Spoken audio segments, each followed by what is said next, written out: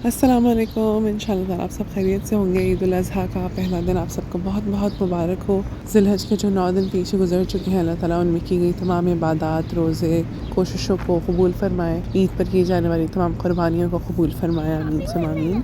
आज ईद उल अज़हा का पहला दिन है और इस्तांबुल में मौसम बहुत फ्लक्चुएट कर रहा है। अच्छी खासी गर्मी थी, दोपहर में 29 डिग्री था, लेकिन यहाँ सूरज काफ़ी करीब होता है, इससे ज़्यादा गर्मी लगती है।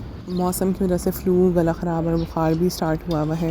लेकिन ईद थी इसलिए थोड़ी सी हिम्मत पकड़ी और घर वालों के लिए जो है खाना बनाया और सब तैयार हुए। फजर हुई, ईद की नमाज़ हुई, फिर घर समेटा। दिन भर आराम हुआ क्योंकि बहुत ज़्यादा गर्मी हो गई थी। असर के बाद तैयार हुए, सब घर वालों से बात की और फिर थोड़ा सा ड्राइव पर निकले।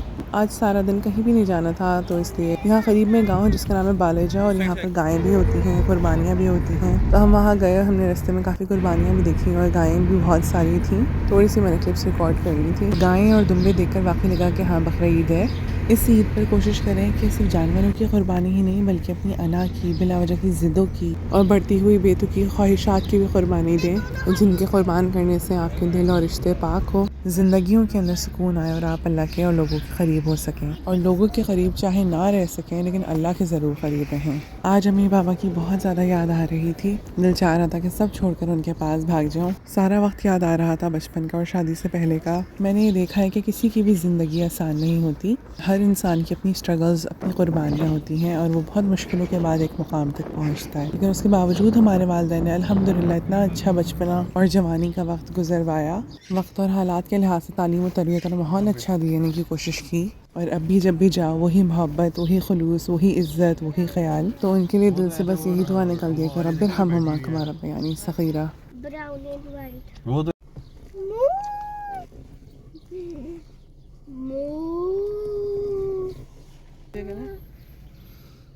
ये ब्लैक एंड वाइट वो बैठी हुई जो कोने में ना, ग्रे हल्की ब्लैक और वाइट। बालेजा गांव के अंदर काफ़ी सारे इस तरह के फार्म्स हैं जहाँ पे आपको ताज़ा दूध मिल जाता है और गायें होती हैं। ये वाली जो गायें थी कुर्बानी की नहीं थी, थोड़ी छोटी गायें थी। यहाँ पर बहुत बड़ी बड़ी गायें होती हैं जिनकी कुर्बानी की जाती है। यहाँ पर शहर के अंदर अलाउड नहीं है कि आप अपार्टमेंट्स में या इर्द गिर्द मोहल्ले में आप जानवरों को बांध दें और कुर्बानी करें। एक एरिया होता है, वहीं पर ही कुर्बानी की जाती है। पहले से जाकर बुक करा लेते हैं, पेमेंट कर देते हैं और फिर ईद वाले दिन जाकर वो आपको वक्त बता देते हैं। उस वक्त पहुँच कर कुर्बानी आपके सामने की जाती है, आप गोश्त घर डायरेक्ट ले जाते हैं। उसके बाद हम घर वापस आए, मगरिब अदा की और फिर इशा की अजान हो रही थी। इतनी खूबसूरत अजान, दिल को सुकून मिलता है अजान सुनकर।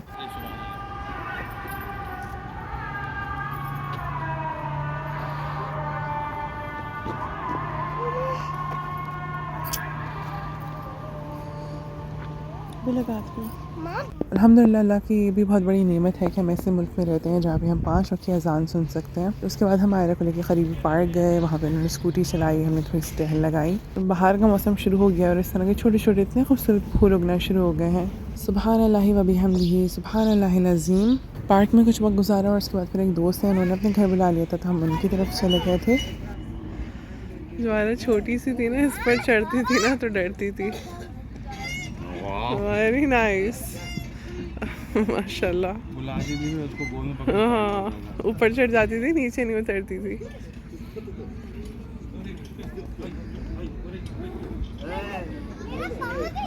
Very nice, good job, you did it. Scooty. Eid पर बच्चियों की तो अलग से तैयारियां होती हैं माशाल्लाह। चूड़ियाँ भी पहननी होती हैं, क्लिप्स भी लगाने होते हैं, रंग बिरंगे कपड़े भी पहनने होते हैं। ये ड्रेस भी माशाल्लाह से हमें यहाँ आने से पहले ही अम्मी आबा ने ईदी दी थी हमारी। तो फिर यही ओकेजन्स होते हैं और आज गर्मी भी थी तो इससे पहना दिया, वरना क्योंकि जब सर्दियाँ होती तो फिर इस तरह के कपड़े पहने नहीं जाते और आम दिनों में तो बिल्कुल भी नहीं पहने जाते। तो स्कूल के अंदर कोई इवेंट हो या फिर कोई पाकिस्तानी गैदरिंग होती है ना, तो फिर उसमें हम लोग इस तरह के देसी कपड़े पहन लेते हैं, वरना फिर ईद और बकरा ईद पे ही पहने जाते हैं।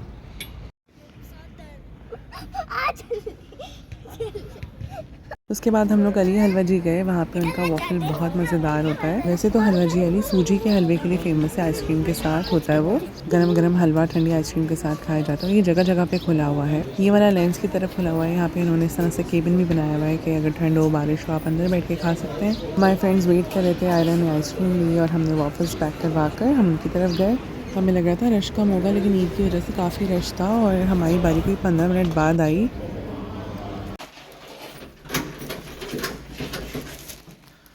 अस्सलाम वालेकुम, ईद मुबारक। ओए ओए वो बराबर बन के आई हो भाई वाह हम सब वहाँ पर बैठे, खूब बातें की, हंसी मजाक हुआ, चाय पी, साथ में ऑफर्स खाए। बहुत अच्छा वक्त गुजरा और दिल भी थोड़ा बेहतर हो गया था अल्हम्दुलिल्लाह। तो अल्हम्दुलिल्लाह ये हमारा ईद का पहला दिन गुजरा। इंशाल्लाह ताला अगली वीडियो में बात होती है। अपना ख्याल रखिएगा। वंस अगेन ईद मुबारक। अस्सलाम वालेकुम।